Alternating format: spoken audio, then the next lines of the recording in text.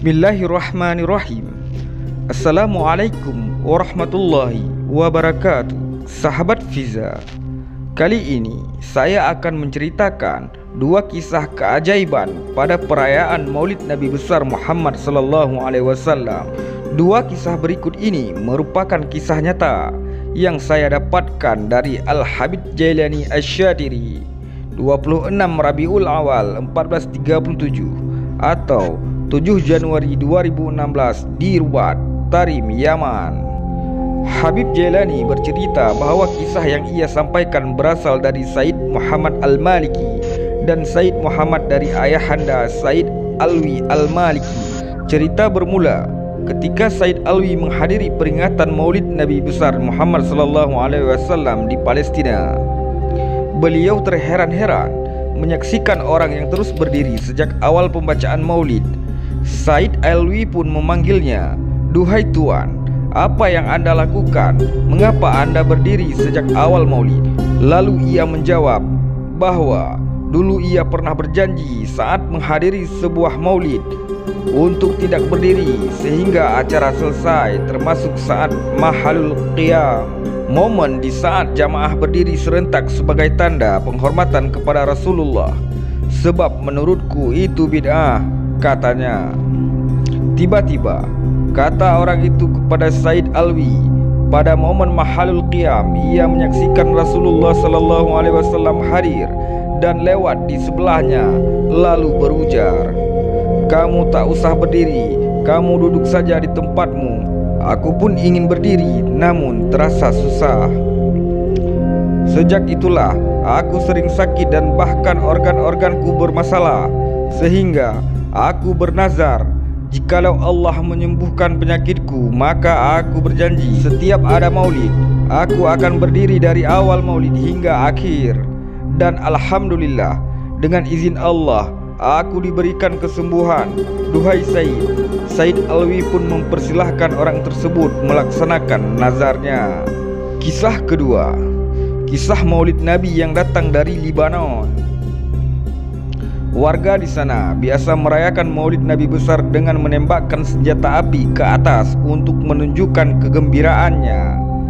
Tradisi ini dilakukan turun-menurun, hampir mirip dengan tradisi pernikahan di Arab pada umumnya.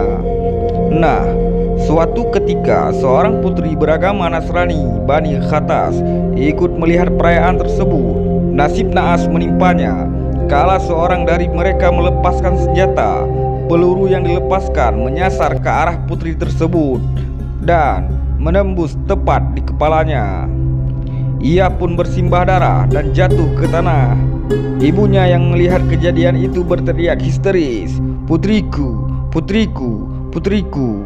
Dengan segera anaknya dilarikan ke rumah sakit Ghassam Hamud. Sayang, pihak rumah sakit tidak bisa berbuat apa-apa sebab pendarahan di otak terlalu parah.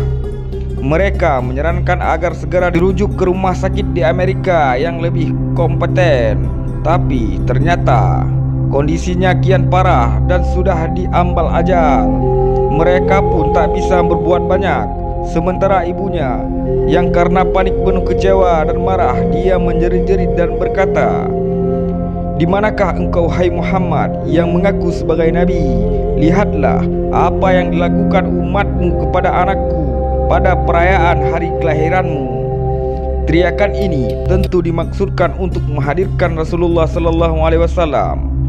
Dokter memastikan bahwa anaknya telah meninggal dunia, dan ketua dokter di sana mempersilahkan sang ibu untuk melihat anaknya untuk terakhir kalinya.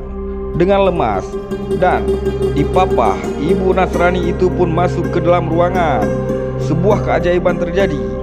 Ketika sang ibu sudah di dalam ruangan, dia melihat anaknya sedang duduk di tepi tempat tidur dalam kondisi bugar sambil berteriak, "Ibu, ibu, tutup pintu ibu dan jendela ibu, jangan biarkan ia keluar." Antar percaya atau tidak, si ibu bingung lantas bertanya, "Siapa duhai putriku?"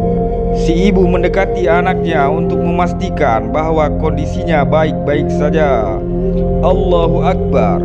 Sungguh sesuatu yang tidak masuk akal. Selain sehat dan bugar, bercak darah dan bekas luka tembakan di si putri Nasrani tersebut menghilang. "Putriku, apa yang terjadi?" Putrinya menjawab sambil tersenyum kegirangan.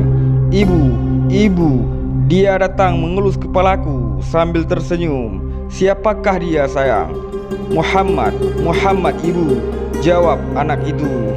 "Aku bersaksi duhai ibu bahwa tiada Tuhan selain Allah dan Nabi Muhammad adalah utusan Allah." Ternyata teriakan si ibu disambut oleh Nabi Agung Muhammad SAW. Beliau hadir dengan kelembutan dan memberikan cahaya penerangan bagi kegelapan. Syahadat ini lalu diikuti para dokter yang menyaksikan peristiwa tersebut dan orang-orang di desa tempat putri tersebut tinggal.